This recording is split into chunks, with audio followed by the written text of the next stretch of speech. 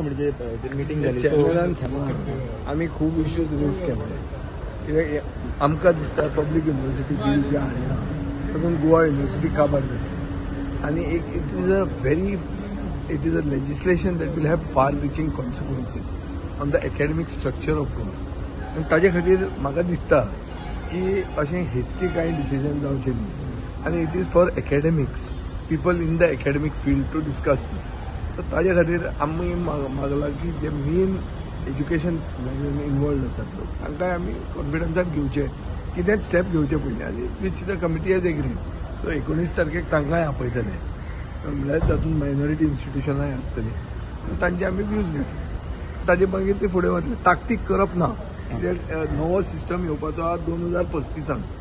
आमी ताकतीक करून आतांच बेगीन करून सगळें आसा ती युनिवर्सिटी न्हिदोवपाची गरज ना